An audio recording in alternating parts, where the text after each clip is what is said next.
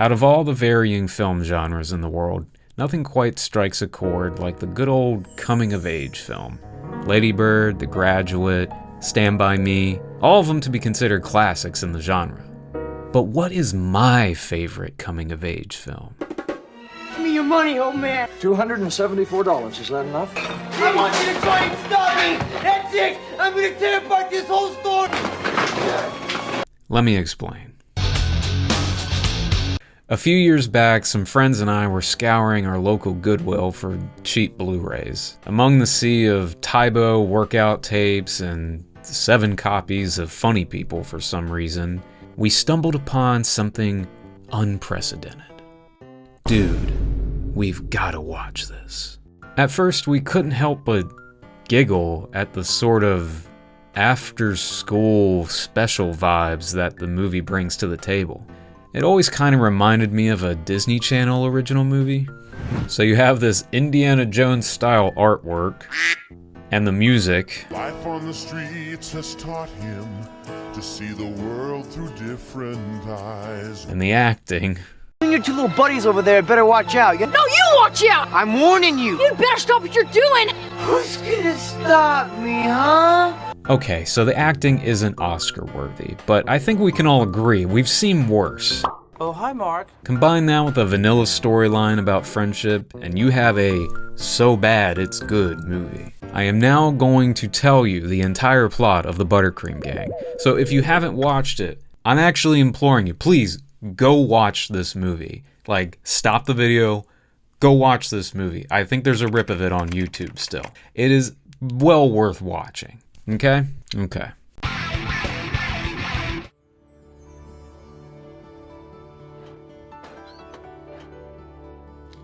The story begins with 4 friends, Pete, Scott, Eldon, and Lanny, aka the ButterCream Gang, hanging out in a tree fort.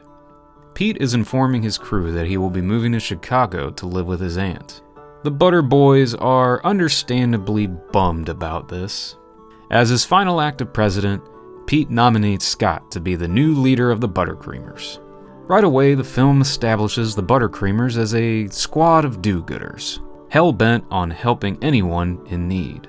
Yes, the whole film revolves around these boys and their reputation as volunteer firefighters / Boy Scouts. Anyway, Pete goes to Chicago and wouldn't you know it, he falls in with the wrong crowd. A few months pass and his aunt decides to boot his ass back to his hometown.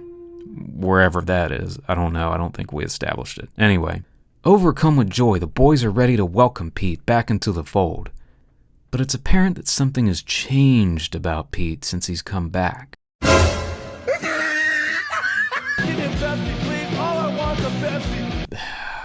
They did him dirty with this one.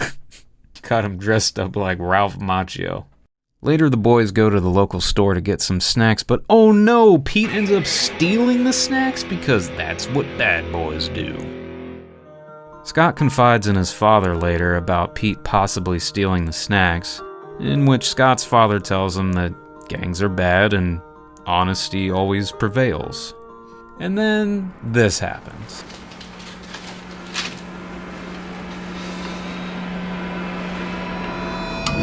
What's up, man? What are you doing here?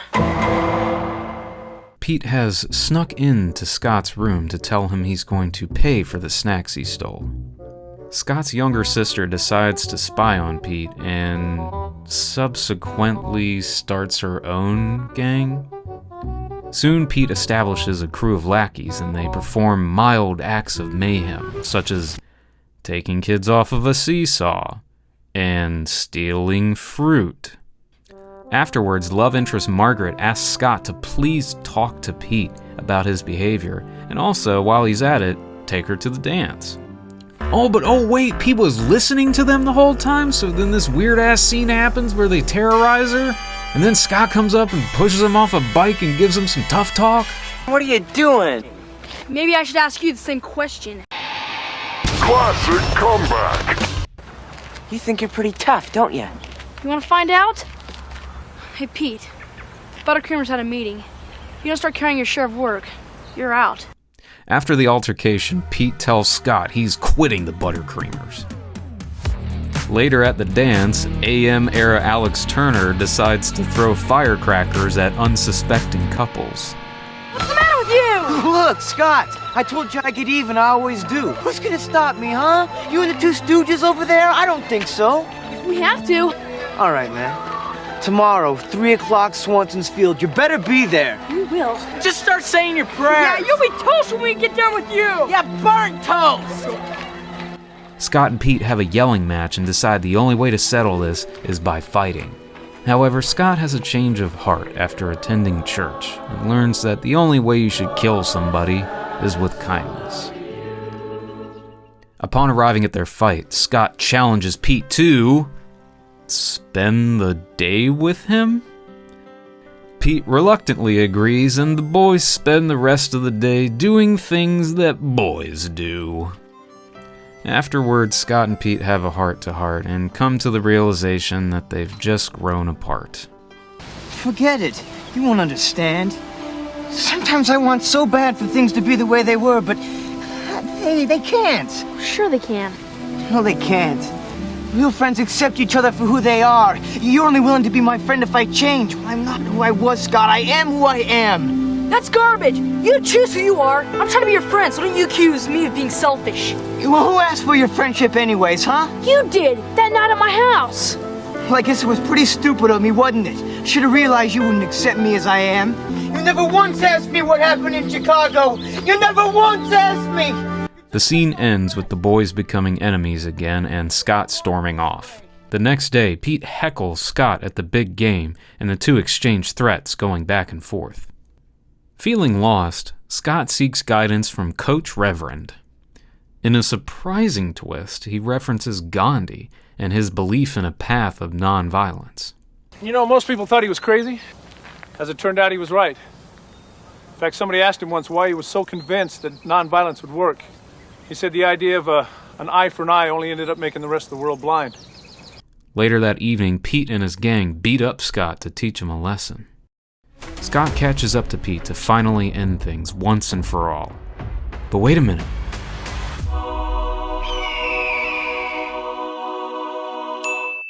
Scott uses his powers of pacifism to quell any punches from being thrown? And then hits Pete with this iconic line? An eye for an eye makes the whole world blind, Pete. You're a coward. You know that, Scott? You're a coward. Scott returns to his father to get more advice on the situation. Scott's dad tells an old war story about how it's important to love others, even when they don't love you back.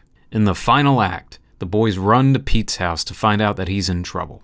They arrive to find one bad dude trying to rob Pete and his grandpa. So the Buttercreamers take him down Thanos style.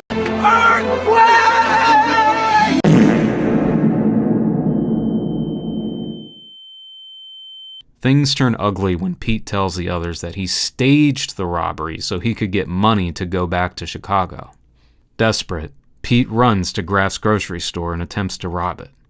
Understanding of his situation, Mr. Graff decides to just give Pete the money instead. This act of kindness enrages Pete and sends him into a fury.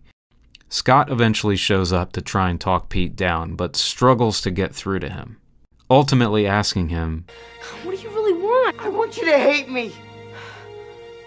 You want me to hate you? Why? Because I hate myself.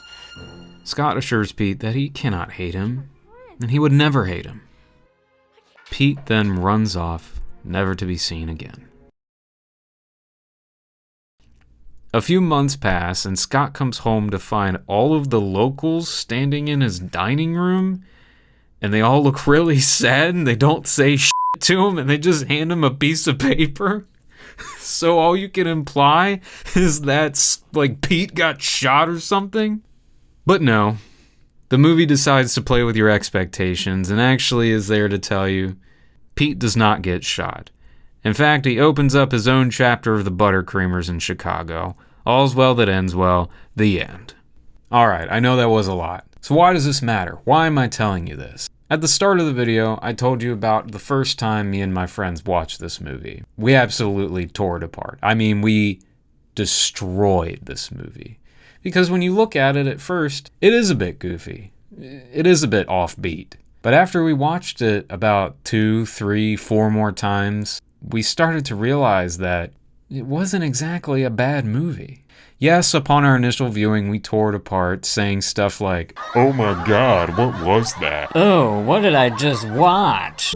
As time went on, it kind of dawned on us. It wasn't a terrible movie. I mean, yeah, it's not Spielberg, but it has heart. Somewhere down the line, things changed for us, and we didn't think the movie was dumb anymore. We actually thought it was kind of good. Now, every year we try to watch it at least once and poke fun at it, but with every year that passes, I find myself laughing less and less. And it started to make me think about how we rag on stuff that we know very little about. Now, I'm not saying we can't criticize things, because, let's be honest, criticizing things is fun. It's what we do, it's natural. But I think we can do a lot better than just playground level insults. When we find a bad movie, our natural instinct is to just make fun of it, because that's what the resting brain does. It judges things. Whether it's corny special effects or cringy dialogue, I think it's important to note that this isn't coming from a place of true hate. No matter the case, it's a miracle that any movie gets made. We should be so lucky to see these folks grace the screen. But at the end of the day, we do judge, and we do hold things to a higher standard.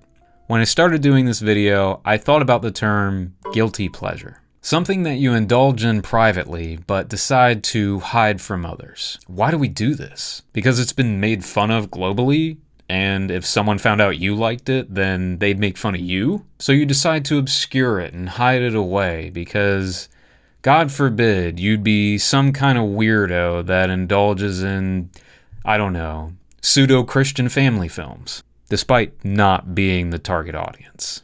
But I assure you, we all have our own version of the ButterCream Gang, some sort of weird thing that strays beyond our little atmosphere of interests.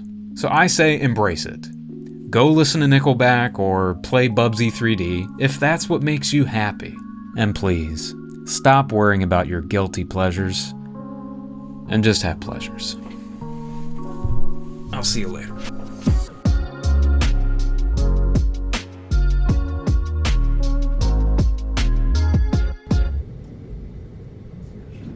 Jesus Christ. What's up, man? What are you doing here? Brought your bike back. It's a great bike. Yeah, just leave it next to the garage next time? Thanks for not saying anything back there. About me stealing the stuff from Graves. Oh, no. I definitely called the police on you. Yeah, that's just f***ed up. So listen, I heard some new commercials when I was back there. You ready?